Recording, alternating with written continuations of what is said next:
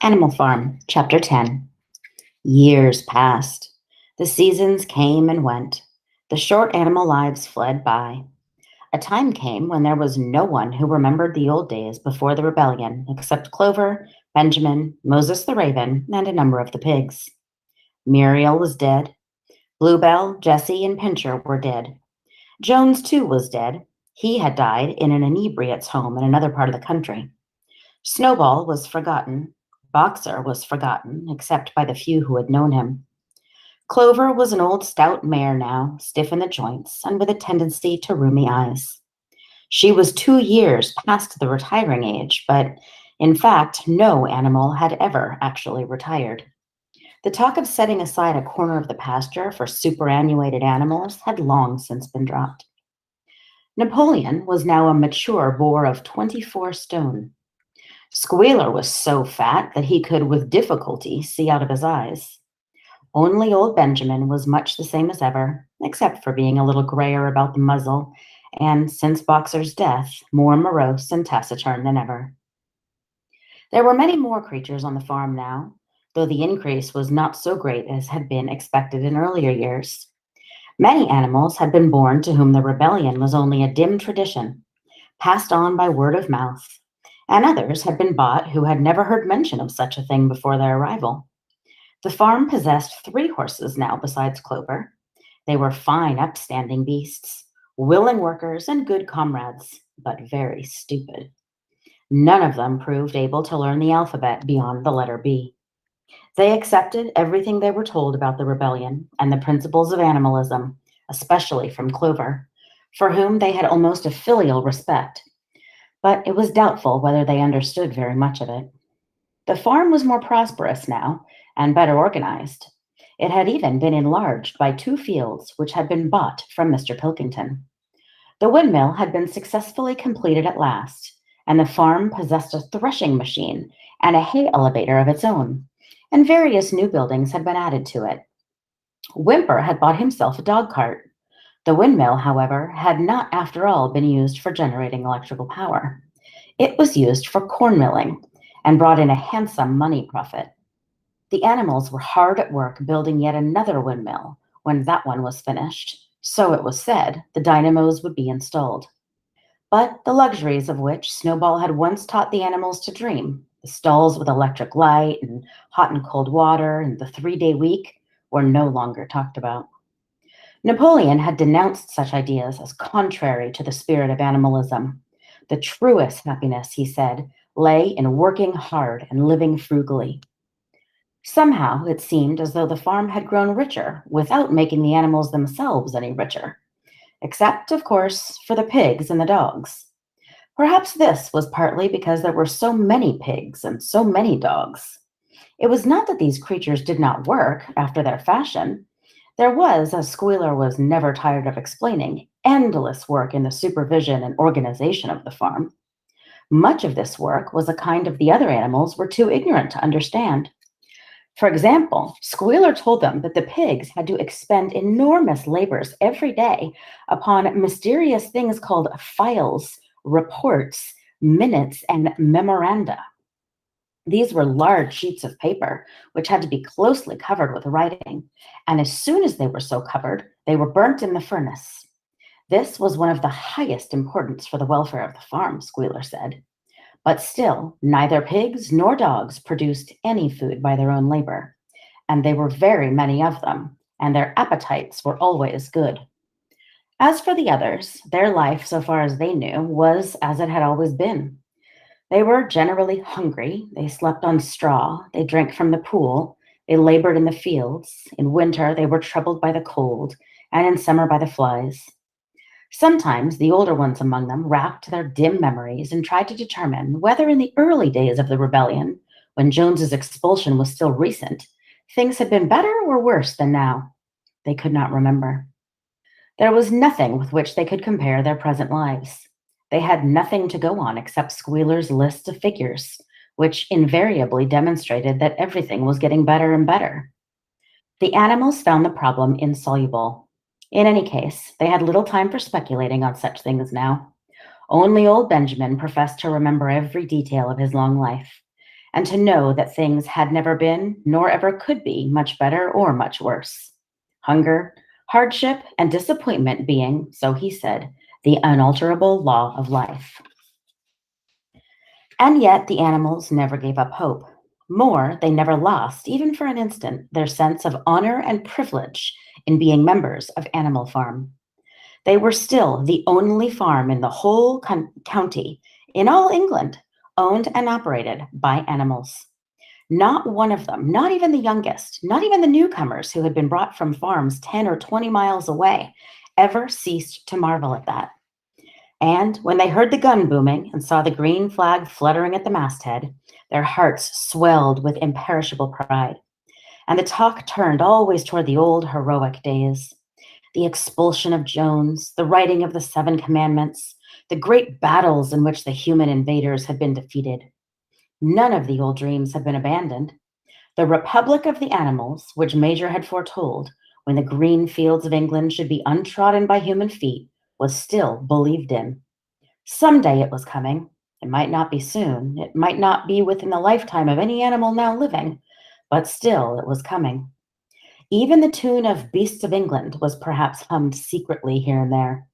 At any rate, it was a fact that every animal on the farm knew it, though no one would have dared to sing it aloud. It might be that their lives were hard and not all of their hopes had been fulfilled, but they were conscious that they were not as the other animals. If they went hungry, it was not from feeding tyrannical human beings. If they worked hard, at least they worked hard for themselves. No creature among them went upon two legs. No creature called any other creature master. All animals were equal. One day in early summer, Squealer ordered the sheep to follow him and led them out to a piece of waste ground at the other end of the farm, which had become overgrown with birch saplings. The sheep spent the whole day there, browsing at the leaves under Squealer's supervision. In the evening, he returned to the farmhouse himself, but as it was warm weather, told the sheep to stay where they were. It ended by their remaining there for a whole week, during which time the other animals saw nothing of them. Squealer was with them for the greater part of every day. He was, it said, teaching them a new song, for which privacy was needed. It was just after the sheep had returned, on a pleasant evening, when the animals had finished work and were making their way back to the farm buildings, that the terrified neighing of a horse sounded from the yard. Startled, the animals stopped in their tracks. It was Clover's voice. She neighed again, and all the animals broke into a gallop and rushed into the yard. Then they saw what Clover had seen. It was a pig walking on his hind legs. Yes, it was Squealer, a little awkwardly, as though not quite used to supporting his considerate bulk in that position, but with perfect balance. He was strolling across the yard, and a moment later, out from the door of the farmhouse came a long file of pigs, all walking on their hind legs. Some did it better than others. One or two were even a trifle unsteady and looked as though they would have liked the support of a stick, but every one of them made his way right around the yard successfully. And finally, there was a tremendous baying of dogs and a shrill crowing from the black cockerel. And out came Napoleon himself, majestically upright, casting haughty glances from side to side, and with his dogs gamboling around him. He carried a whip in his trotter. There was a deadly silence. Amazed, terrified, huddling together, the animals watched the long line of pigs march slowly round the yard. It was as though the world had turned upside down. Then there came a moment when the first shock had worn off, and when, in spite of everything, in spite of their terror of the dogs and the habit developed through long years of never complaining, never criticizing, no matter what happened, they might have uttered some word of protest. But just at that moment, as though as a signal, all the sheep burst out into a tremendous bleating of 4 legs good, 2 legs better, 4 legs good, 2 legs better, 4 legs good, 2 legs better. It went on for 5 minutes without stopping. And by the time the sheep had quieted down, the chance to utter any protest had passed, for the pigs had marched back into the farmhouse. Benjamin felt a nose nuzzling at his shoulder. He looked round. It was Clover.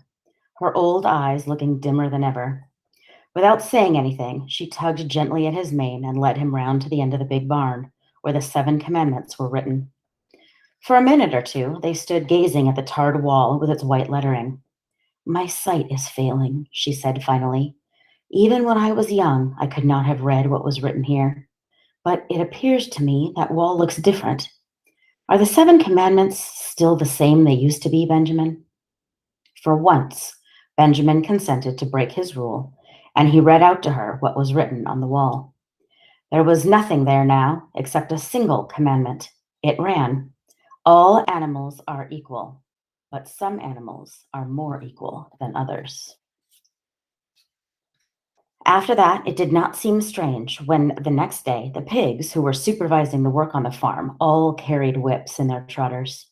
It did not seem strange to learn that the pigs had bought themselves a wireless set, were arranging to install a telephone, and had taken out subscriptions to John Bull, Titbits, the Daily Mirror. It did not seem strange when Napoleon was seen strolling in the farmhouse garden with a pipe in his mouth. No, not even when the pigs took Mrs. Jones's clothes out of the wardrobes and put them on. Napoleon himself appearing in a black coat, ratcatcher breeches, and leather leggings, while his favorite sow appeared in the watered silk dress which Mrs. Jones had been used to wear on Sundays. A week later, in the afternoon, a number of dog carts drove up to the farm. A deputation of neighboring farmers had been invited to make a tour of inspection. They were shown all over the farm and expressed great admiration for everything they saw, especially the windmill. The animals were weeding the turnip field. They worked diligently, hardly raising their faces from the ground, and not knowing whether to be more frightened of the pigs or of the human visitors. That evening, loud laughter and bursts of singing came from the farmhouse, and suddenly, at the sound of the mingled voices, the animals were stricken with curiosity. What could be happening in there now that for the first time animals and human beings were meeting on terms of equality? With one accord, they began to creep as quietly as possible into the farmhouse garden. At the gate, they paused, half frightened to go on, but Clover led the way in. They tiptoed up to the house, and such animals were tall enough peered in at the dining room window. There, round the long table, sat half a dozen farmers and half a dozen of the more eminent pigs, Napoleon himself occupying the seat of honor at the head of the table. The pigs appeared completely at ease in their chairs. The company had been enjoying a game of cards, but had broken off for the moment, evidently in order to drink a toast. A large jug was circulating, and the mugs were being refilled with beer. No one noticed the wandering faces of the animals that gazed in at the window. Mr. Pilkington of Foxwood had stood up, his mug in his hand. In a moment, he said he would ask the present company to drink a toast. But before doing so, there were a few words he felt it incumbent upon him to say. It was a great source of satisfaction to him, he said, and he was sure to all others present to feel that a long period of mistrust and misunderstanding had now come to an end. There had been a time, not that he or any of present company had shared such sentiments, but there had been a time when the respected proprietors of Animal Farm had been regarded, he would not say with hostility, but perhaps with a certain measure of misgiving by their human neighbors. Unfortunate incidents had occurred. Mistaken ideas had been current. It had been felt that the existence of a farm owned and operated by pigs was somehow abnormal, and he was liable to have an unsettling effect in the neighborhood. Too many farmers had assumed, without due inquiry, that on such a farm a spirit of license and indiscipline would prevail. They had been nervous about the effects upon their own animals, or even upon their human employees. But all such doubts were now dispelled. Today, he and his friends had visited Animal Farm and inspected every inch of it with their own eyes. And what did they find? Not only the most up-to-date methods, but a discipline and an orderliness which should be an example to all farmers everywhere. He believed that he was right in saying that the lower animals on Animal Farm did more work and received less food than any animals in the county. Indeed, he and his fellow visitors today had observed many features which they intended to introduce on their own farms immediately. He would end his remarks, he said, by emphasizing once again that the friendly feelings that subsisted, and ought to subsist, between Animal Farm and its neighbors, between pigs and human beings, there was not and there need not be any clash of interests whatever. Their struggles and their difficulties were one. Was not the labor problem the same everywhere? Here it became apparent that Mr. Pilkington was about to spring some carefully prepared witticism on the company, but for a moment he was too overcome by amusement to be able to utter it. After much choking, during which his various chins turned purple, he managed to get it out. "If you have to lower your animals to contend with," he said, "we have our lower classes." This bon mot set the table in a roar, and Mr. Pilkington once again congratulated the pigs on the low rations, the long working hours, and the general absence of pampering which he had observed on Animal Farm. And now, he said finally, he would ask the company to rise to their feet and make certain their glasses were full. "Gentlemen," concluded Mr. Pilkington, "gentlemen, I give you a toast to the prosperity of Animal Farm." There was enthusiastic cheering and stamping of feet. Napoleon was so gratified that he left his place and came round to the table to clink his mug against Mr. Pilkington's before emptying it. When the cheering had died down, Napoleon, who had remained on his feet, intimated that he too had a few words to say. Like all of Napoleon's speeches, it was short and to the point. He too, he said, was happy that the period of misunderstanding was at an end. For a long time there had been rumors, circulated, he had reason to think, by some malignant enemy, that there was something subversive and even revolutionary in the outlook of himself and his colleagues. They had been credited with attempting to stir up rebellion among the animals on neighboring farms. Nothing could be further from the truth. Their sole wish, now and in the past, was to live at peace and in normal business relationships with their neighbors. This farm, which he had the honor to control, he added, was a cooperative enterprise. The title deeds, which were in his own possession, were owned by the pigs jointly. He did not believe, he said, that any of the old suspicions still lingered.